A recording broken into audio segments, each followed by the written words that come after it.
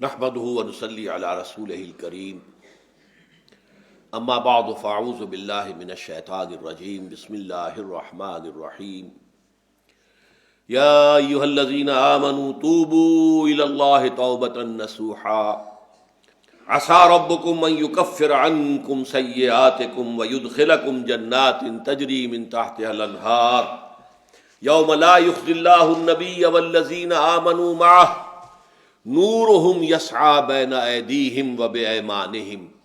يقولون ربنا أتمم لنا نورنا واغفر لنا إنك على كل شيء قدير يا أيها النبي جاهد الكفار والمنافقين واغلظ عليهم ومأواهم جهنم وبئس المصير صدق الله العظيم رب اشرح لي صدري ويسر لي أمري واحلل عقدة من لساني يفقهوا قولي اللهم ربنا الہمنا رشدنا واعذنا من شرور انفسنا اللهم اغفر لنا وارحمنا اللهم ارحمنا بالقرآن العظیم واجعله لنا اماما ونورا وہدى ورحمة آمین یا رب العالمین۔ سورہ تحریم کے دوسرے رکوع کی جو پہلی آیت ہے اس کا بڑا حصہ تو ہم پڑھ چکے ہیں، لیکن اس میں ایک مضمون ابھی باقی رہ گیا ہے، اور اس کے ضمن میں ایک خاتون نے مجھے خط بھی لکھا تھا کہ بار بار اخبارات کے اندر ایسی اپیلیں آتی ہیں کہ لوگوں کو اجتماعی توبہ کرنی چاہیے۔ تو اجتماعی توبہ کا طریقہ کیا ہے؟ اس میں بھی جو ہمارے ہاں جو رسومات ہیں اس کے حد درجے میں، جیسے کہ آیت کریمہ کا 1.25 لاکھ کا ورد ہے، یا یہ کہ استغفر اللہ ربی من کل ذنب واتوب الیہ کی تسبیحات ہیں، اسی طرح لوگوں کے ذہن میں یہ بات بیٹھ گئی ہے کہ باہر جا کر میدان میں سب لوگ گڑ گڑا کر اللہ تعالیٰ سے معافی مانگیں، توبہ کریں تو یہ گویا کہ اجتماعی توبہ ہوگی۔ یہ بھی بڑا غلط تصور ہے۔ اجتماعی توبہ کیا ہوگی؟ یہ انفرادی توبہ سے شروع ہوگی، اور کسی قوم کے اندر اگر اتنے معتدبے لوگ توبہ کر لیں کہ پھر وہ اس ملک کے نظام کو بدل دیں تو وہ اجتماعی توبہ ہوگی۔ نظام کافرانہ ہے، ساری کاروبار سود پر ہو رہے ہیں اور اللہ سے توبہ کی جا رہی ہے، اور کسی شے کو چھوڑنے کا ارادہ نہیں ہے، تو آپ اگر اس معنی میں 1,00,000 2,00,000 10 لاکھ آدمی بھی میدان میں جمع ہو جائیں، جیسے کہ ہو جاتے ہیں، کتنے لاکھ لوگ ہوتے ہیں، 20 30 لاکھ جو ہیں وہ میدان عرفات کے اندر جمع ہو جاتے ہیں، نتیجہ کیا نکلتا ہے؟ وقت کے دریا میں پانی جدھر بہہ رہا تھا حج سے پہلے ادھر ہی بہتا رہتا ہے حج کے بعد۔ دنیا میں کہیں کوئی ذرہ برابر بھی کسی تبدیلی کے آثار نہیں ہوتے۔ تو یہ نہیں ہے در حقیقت توبہ اجتماعی جو ہوگی کسی قوم کی طرف سے، وہ یا تو یہ کہ جو حضرت یونس کی قوم نے کیا تھا، وہ تو عذاب الہی کو دیکھ کر سب لوگ کانپ گئے تھے اور انہوں نے توبہ کی تھی، وہ معاملہ اور تھا بالکل، اور اس میں جو ہے ظاہر بات ہے کہ یہ بھی ہم خود بخود انڈرسٹوڈ سمجھ سکتے ہیں کہ وہ دل سے توبہ تھی۔ لیکن ہمارے ہاں جو یہ طریقہ سمجھ لیا گیا ہے کہ بس باہر جائیں، جمع ہو جائیں، دعا مانگیں اور توبہ ہو جائے گی، اس سے کوئی توبہ نہیں ہوگی۔ افراد توبہ کریں، پہلے اپنے وجود پر اپنے گھر میں دین نافذ کریں، یہ توبہ ہے۔ اس کے بعد یہ جڑے، ایک اجتماعیت کی شکل بنے، طاقت بنے، اور وہ پھر نظام کو ٹکرا کر نظام کو بدل دیں، پھر توبہ ہو گئی اجتماعی طور پر۔ اس لیے کہ عمل درست ہوئے بغیر تو توبہ نہیں ہے۔ وَمَن تَابَ وَعَمِلَ صَالِحًا فَإِنَّهُ يَتُوبُ إِلَى اللَّهِ مَتَابًا، جو توبہ کرتا ہے پھر عمل درست کرتا ہے تو وہ ہے کہ جو توبہ کرتا ہے اللہ کے جناب میں، جیسا کہ توبہ کرنے کا حق ہے۔ اس اعتبار سے اجتماعی توبہ اس کا نام ہے، وہ ایک جد و جہد کے نتیجے میں ہوگی کہ اتنے معتدبے لوگ جو ہیں وہ توبہ کر لیں انفرادی سطح پر کہ پھر وہ مل جل کر اتنی بڑی طاقت بن جائیں کہ ملک کے نظام کو بدل دے، تو وہ اجتماعی توبہ ہوگی۔ اب ہم آگے چل رہے ہیں، اسی آیت مبارکہ میں فرمایا گیا کہ اللہ کے نبی اور اس کے ساتھ جو ساتھی اہل ایمان ہیں ان کا معاملہ کیا ہوگا۔ قیامت کے دن حشر کے میدان میں نورہم یسعی بین ایدیہم و بایمانہم، ان کا نور جو ہے دوڑتا ہوا ہوگا ان کے سامنے بھی اور ان کے داہنی طرف بھی۔ یہ مضمون اس صورت میں دوسری مرتبہ آ رہا ہے۔ اصل میں قرآن مجید میں یہ 10 مدنی صورتوں کا ایک اکٹھ ہے، جیسے ستاروں کا مجموعہ ہوتا ہے ایسے یہ 10 ستارے ہیں۔ سورہ حدید پہلی ہے، سورہ تحریم آخری ہے، 10 صورتیں ہیں، اور تعداد سور کے اعتبار سے اتنا بڑا اجتماع جو ہے مدنی صورتوں کا قرآن مجید میں اور کہیں نہیں ہے۔ طویل ترین صورتیں تو وہ ہیں سورہ بقرہ، آل عمران، سورہ نساء، سورہ مائدہ، 6.25 پارے، یہ تو کل 1.25 پارہ بنتا ہے، لیکن تعداد جو ہے صورتوں کی اس میں 10 ہے، اور پہلی صورت بھی انتہائی اہم ہے، آخری بھی۔ پہلی صورت میں بھی نقشہ کھینچا گیا، نورہم یسعی بین ایدیہم یوم تری المؤمنین والمؤمنات یسعی نورہم بین ایدیہم وبایمانہم بشراکم الیوم جنات تجری من تحتہا الانہار۔ جس دن کے تم دیکھو گے اہل ایمان مردوں اور عورتوں کو کہ ان کا نور ان کے سامنے اور ان کے داہنی طرف دوڑتا ہوا ہوگا، اور ان کو بشارت دی جائے گی، آج تمہارے لیے جنتوں کی بشارت ہے۔ تو یہ جو ہے کیفیت سورہ یہ حدید میں آئی، اور یہی یہاں آئی ہے، نورہم یسعی بین ایدیہم وبایمانہم۔ اس سے ایک نقشہ سامنے آتا ہے میدان حشر کا۔ پہلی بات تو یہ جان لیجئے کہ میدان حشر، اس کی حقیقتیں، اس کے واقعات کو صحیح سمجھنا ہمارے لیے ممکن نہیں ہے۔ یہ عالم غیب کی باتیں ہیں۔ موت کے بعد سے لے کر جو شروع ہو جاتا ہے عالم برزخ، پھر بعث بعد الموت، قیامت، حساب کتاب، جنت، دوزخ، اس کی جو بھی ہمیں معلومات قرآن میں دی گئی ہیں بس اس پر اکتفا کرنا چاہیے، اس کی زیادہ باریکیوں میں نہیں جانا چاہیے، اس لیے کہ اس کی اصل حقیقت ہم نہیں جان سکتے۔ وہ تو وہیں جائیں گے تو کھلیں گی باتیں کہ ہاں یہ بات تھی جو فرمائی گئی تھی، یہ بات تھی جو کہی گئی تھی۔ تو نقشہ کچھ ایسا سامنے آتا ہے کہ ایک تو معاملہ ہوگا کافر اور مسلم کے درمیان تقسیم ہو جائے گی، یہ کفار تھے جائیں جہنم میں سیدھے سیدھے، یہ مسلمان ہیں۔ اب مسلمانوں میں پھر واقعی جو سچے مسلمان ہیں اور جو جھوٹ موٹ کے مسلمان بنے ہوئے، ان کے دل میں حقیقی ایمان نہیں ہے، منافق ہیں، اب ان میں بھی ایک سکریننگ کی جائے گی، ایک چھلنی لگائی جائے گی تاکہ منافق ایک طرف رہ جائیں اور جو اہل ایمان حقیقی ہے وہ آگے نکل جائے۔ یہ جو چھلنی ہے اس کو پل صراط کہتے ہیں ہم اپنی زبان میں، اور یہ صراط ایک پل ہوگا، بہت تنگ سا پل، اور اس پہ شدید اندھیرا ہوگا، اور یہ جہنم کے اوپر ہوگا، نیچے جہنم دہک رہی ہوگی اور اس کے اوپر سے یہ پل صراط ہے، اور اس اندھیرے کے اندر ظاہر بات ہے کہ ٹھوکر کھا کے گر پڑنا جہنم کے اندر، یہ بالکل قرین قیاس ہے۔ لیکن جو صاحب ایمان ہوں گے دنیا سے، جو ایمان کی اور اعمال صالحہ کی روشنی لے کر آئے تھے، ان کے دل میں سے بھی روشنی نکلے گی، اور اعمال صالحہ کا کمانے والا یہ داہنا ہاتھ ہوتا ہے، داہنی طرف سے بھی روشنی نکلے گی۔ اس روشنی کے اندر وہ پل کو دیکھتے ہوئے راستہ طے کر کے اور وہ جنت میں داخل ہو جائے گے۔ لیکن جن کے پاس وہ روشنی نہیں، نہ ایمان تھا نہ اعمال صالحہ تھے، وہ جو ہے وہ ٹھوکریں کھائیں گے، گریں گے اور جہنم میں نکل جائیں گے۔ یہ ہے جسے ہم عام اپنی زبان میں پل، تو اردو کا لفظ عربی میں تو نہیں ہے، پل صراط ہم جس کو کہتے ہیں وہ یہ ہے، اور اس کا نقشہ جو ہے دو جگہ کھینچا گیا ہے۔ اہل ایمان، دل کا ایمان ہے تو دل سامنے سے اس کی روشنی ہوگی، اور اگر داہنی طرف جو ہے اعمال صالحہ ہے تو داہنی طرف روشنی، دونوں جگہ پر۔ اور یہ بات بڑی اہم ہے، قرآن مجید میں جو اہم ترین مضامین ہیں وہ کم سے کم دو جگہ ضرور آتے ہیں، یہ میں نے بارہا آپ کو بیان کیا ہے، اس کو تلاش کرنا ہوتا ہے، اور پھر ایک مقام سے دوسرے مقام پر روشنی پڑتی ہے، اس کی مزید شرح حاصل ہو جاتی ہے، اس کے بارے میں کوئی ایک پہلو جو ایک جگہ واضح نہیں تھا دوسری جگہ واضح ہو جاتا ہے۔ چنانچہ سورہ حدید میں واضح ہو جاتا ہے کہ یہ منافقین کو چھلنی میں اس سے نکالنے کے لیے در حقیقت اللہ تعالیٰ یہ پروسیس کرے گا۔ اس کی حقیقی شکل کیا ہوگی یہ تو وہیں جا کر معلوم ہوگا، لیکن یہ کہ دو مقامات پر اس کا تذکرہ اجمالاً میں نے اس کا نقشہ آپ کے سامنے کھینچ دیا ہے۔ اب اس میں یہ نوٹ کیجئے کہ ایمان اور اعمال صالحہ کے مراتب بے شمار ہیں۔ کسی کا ایمان ابو بکر صدیق والا ایمان ہے رضی اللہ تعالی عنہ، کسی کا ایمان ایک ادنا صحابی کا ایمان ہے، کسی کا ایمان ہم میں سے کسی شخص کا ایمان ہے، تو زمین و آسمان کا فرق ہوگا۔ اسی اعتبار سے اس نور کی انٹینسٹی ہوگی، اتنا ہی زیادہ زوردار نور جو ہے انہیں عطا ہوگا۔ چنانچہ حضور نے فرمایا کہ کچھ لوگوں کو تو بس اتنا نور ملے گا کہ ان کے قدموں کے آگے روشنی ہو جائے گی۔ یہ گویا کہ بہت عمدہ مثال ٹارچ کی روشنی جو ہے، اگر آپ جا رہے ہوں کسی پگڈنڈی پر سے اور خطرناک راستہ ہے اور وہاں سانپوں کے ہونے کا بھی اندیشہ ہے اور سب کچھ ہے، تو آپ کے لیے ٹارچ کتنی بڑی نعمت ہوگی اس وقت رات کی تاریکی کے اندر، چاہے کہ ہلکی سی اس کی روشنی ہے لیکن بہرحال قدم کے آگے تو نظر آ رہا ہے نا کہ آگے کیا ہے، کوئی گڑھا تو نہیں ہے، کوئی کسی سانپ کا بل تو نہیں ہے، کوئی اور کھائی تو نہیں ہے، یہ تو نظر آ رہا ہے نا۔ تو جن لوگوں کو اتنی روشنی مل جائے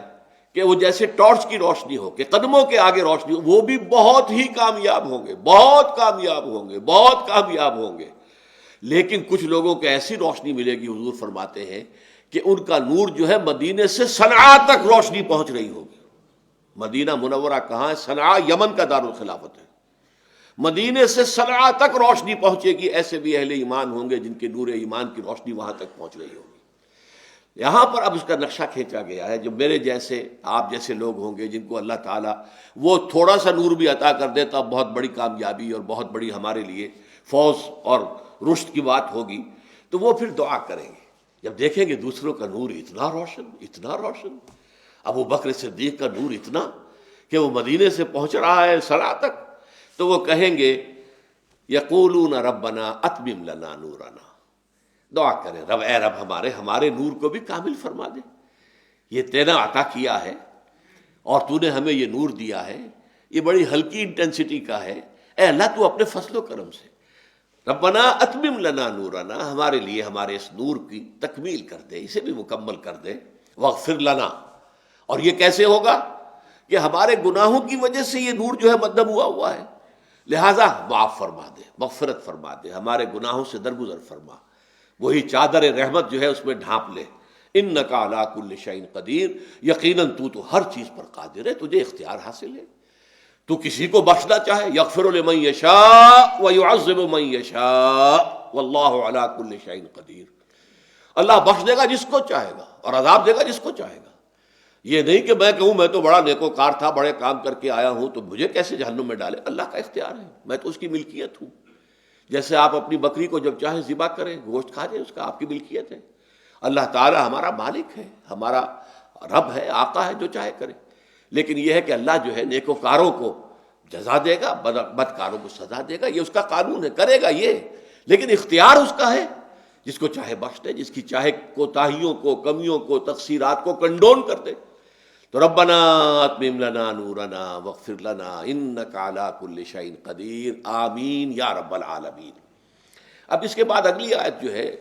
یہ بھی پھر ان آیات میں سے ہے جو قرآن مجید میں 2 مرتبہ بین ہی انہی الفاظ میں آئی، یہ سورہ توبہ میں بھی آیت وارد ہوئی ہے بین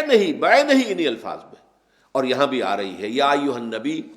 جاہد الکفار والمنافقین واغلظ علیہم ومأواہم جہنم وبئس المصیر، اے نبی جہاد کیجئے کافروں کے خلاف بھی اور منافقین کے خلاف بھی، واغلظ علیہم، ان پر سختی کیجئے، ومأواہم جہنم، ان کا ٹھکانہ جہنم ہے، وبئس المصیر، اور وہ بہت ہی بری جگہ ہے لوٹنے کے لیے، جانے کے لیے۔ اس آیت کا، اور جیسا کہ میں نے عرض کیا بین ہی یہ آیت سورہ توبہ میں بھی ہے، اس کا پس منظر کیا ہے؟ دیکھیے ہر شخص کو اللہ تعالیٰ نے ایک مزاج عطا کیا ہے، نبی اکرم صلی اللہ علیہ وسلم کے مزاج میں نرمی بہت تھی، شفقت، نرمی، رحمت، سختی نہیں تھی، غلظت نہیں تھی، بلکہ نرمی، رحمت، رافت، اور اس میں ایک یوں سمجھیے کہ حد اعتدال سے بھی تجاوز تھا۔ اور یہی بات نوٹ کیجئے کہ حضور کی شخصیت کا ایک پرتو کامل جو ہے، مکمل، وہ حضرت ابوبکر صدیق رضی اللہ تعالی عنہ کی شخصیت ہے، ان میں بھی رحمت، شفقت، رافت، رقت، کسی کو تکلیف میں دیکھ کر تڑپ اٹھنا، یہ چیزیں جو ہے یہ حضرت ابوبکر کی شخصیت میں بھی بہت تھی، بہت گہری تھی۔ اسی لیے حضور کے جو الفاظ آتے ہیں ارحم امتی بے امتی ابو بکر، میری امت میں امت پر سب سے زیادہ رحیم اور شفیق ابو بکر ہے، وہ اشدہم فی امر اللہ عمر، ہاں اللہ کے معاملات کے اندر شدید ترین جو ہے میری امت میں وہ عمر ہے، وہ اکثرہم حیاء عثمان، اور حضرت عثمان کی شخصیت کے اندر حیا کا غلبہ تھا بہت، یہی حیا کا غلبہ تھا جو اس حد تک پہنچ گیا میں تیار نہیں ہوں کہ اپنی جان بچانے کے لیے کسی ایک کلمہ گو کی جان لوں، یہ بھی وہی حیا کا غلبہ تھا، انتہائی غلبہ تھا۔ وَأَقْضَاهُمْ عَلِي، معاملہ فہمی اور صحیح فیصلہ کرنا، اس کی صلاحیت سب سے زیادہ بڑھ کر اللہ نے حضرت علی کو دی تھی رضی اللہ تعالی عنہم اجمعین وارضاہم۔ تو حضور کی شخصیت میں جو یہ رافت اور رحمت اور شفقت اور نرمی یہ تھی، اس سے پھر فائدہ اٹھاتے تھے خاص طور پر منافقین۔ غلطی کی ہے، بس حضور بس معاف کر دیجئے، بس معاف کر دیے جاؤ، جھوٹا بہانہ کر رہے ہیں اور حضور کو معلوم ہے جھوٹ بول رہا ہے یہ، لیکن نہیں، جاؤ، اچھا ٹھیک ہے جاؤ۔ آپ جیسے کہ حضرت مسیح علیہ السلام کا واقعہ آتا ہے کہ ایک چور کو آپ نے دیکھا چوری کرتے ہوئے، اسے پکڑا ہے جس کو کہتے ریڈ ہینڈڈ، لیکن اس نے کہا میں تو نہیں چوری کر رہا تھا، کہ اچھا بھائی تو شاید میری آنکھ نے غلط دیکھا ہوگا۔ اب یہ بھی ایک ہے کہ میری آنکھ نے یہی مجھے دکھایا تھا کہ تم چوری کر رہے ہو، اگر تم کہہ رہے ہو کہ نہیں کر رہے تھے تو ٹھیک ہے، تم ٹھیک ہے کہتے ہو گے۔ یہ جذبہ ایک ہوتا ہے یہ اپنی شخصیت کے اندر، تو حضور کے اندر چونکہ یہ شخصیت میں اس کا غلبہ تھا، تو اس کا فائدہ منافقین اٹھاتے تھے۔ منافقین کے خلاف ایک تو یہ جان لیجئے کہ ایک بیریئر یہ تھا کہ چونکہ اسلام کی حفاظت انہیں حاصل تھی، وہ اپنے آپ کو مسلمان ڈکلیئر کرتے تھے،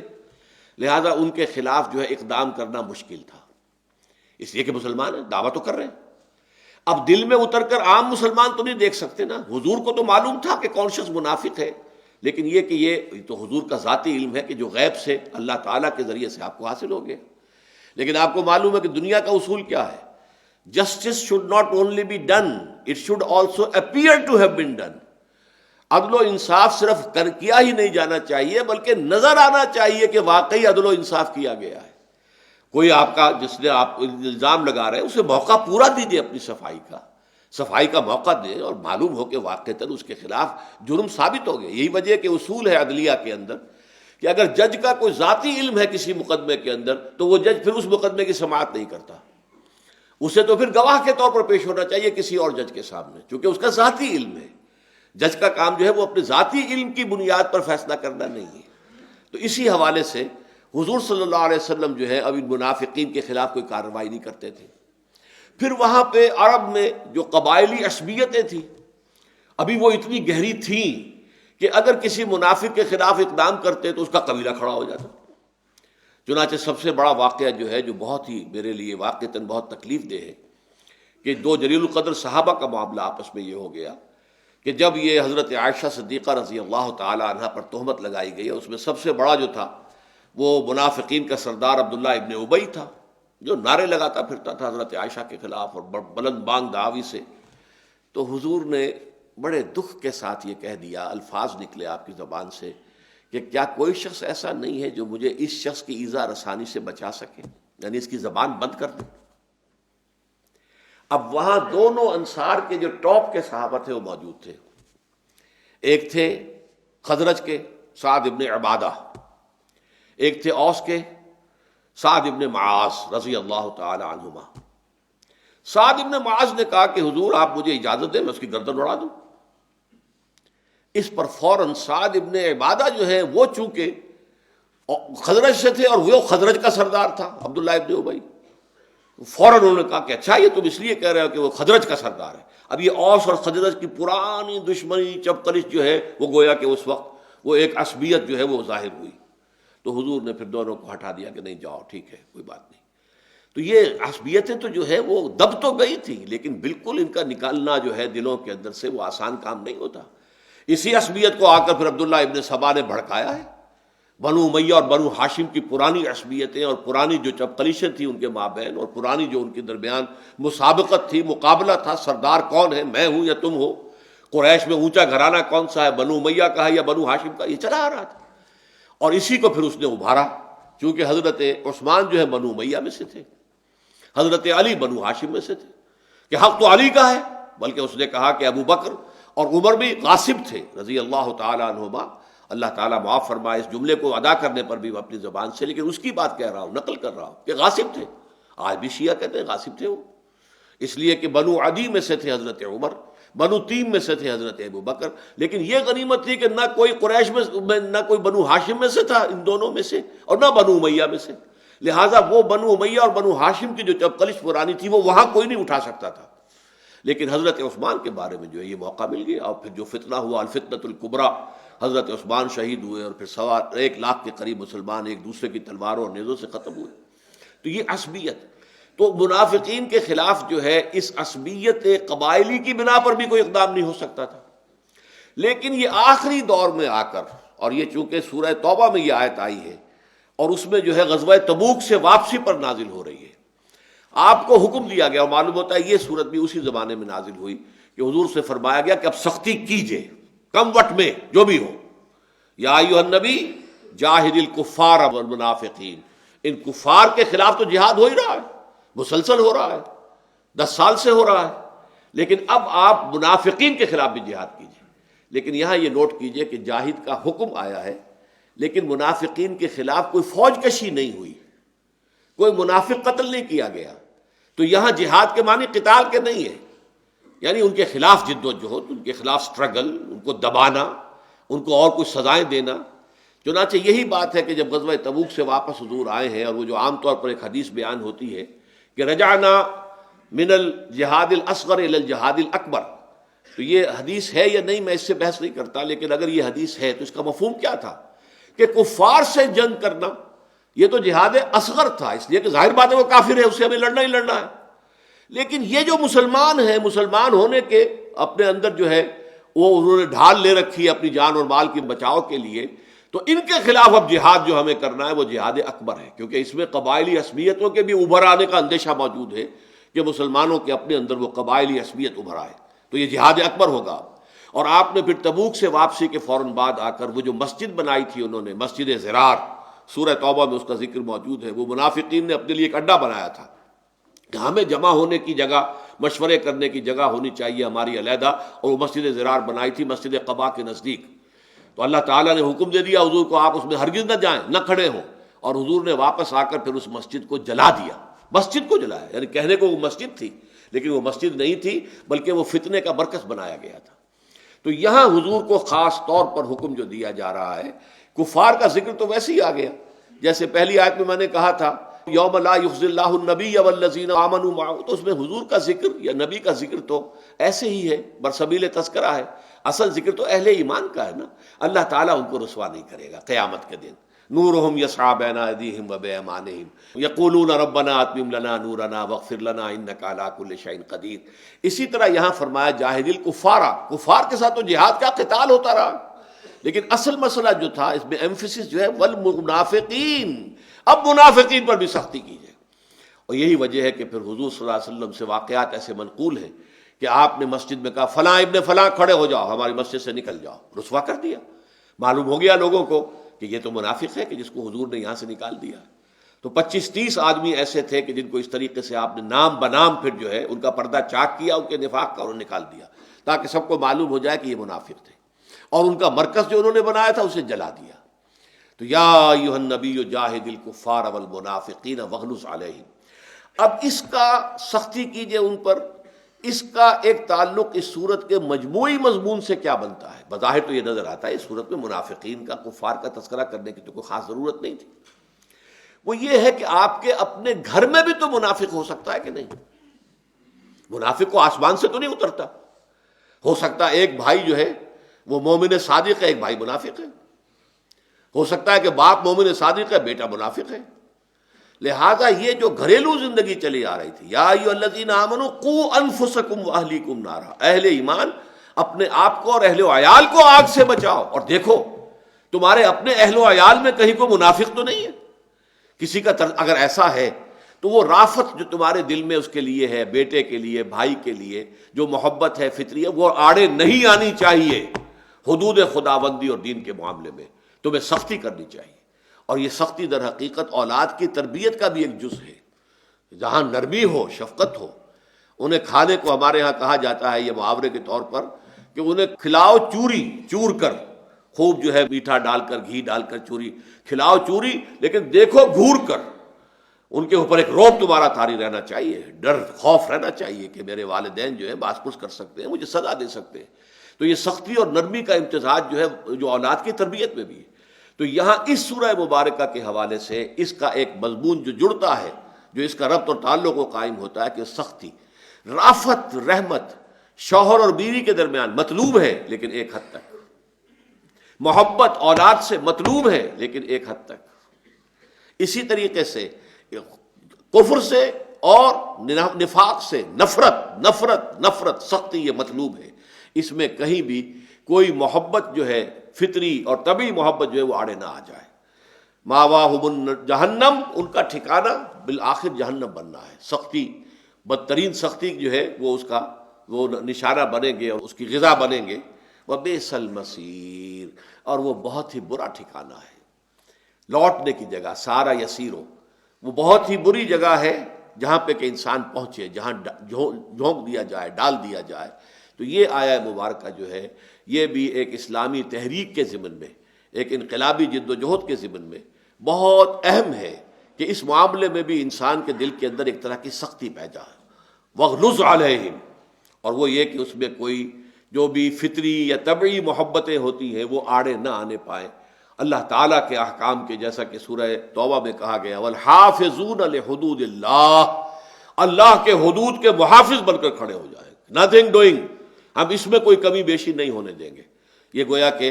خدائی جو ہے فوجدار بن کر ہر بندہ مومن کو رہنا چاہیے. بارک اللہ لی ولکم فی القرآن العظیم ونفعنی وإیاکم بالآیات والذکر الحکیم.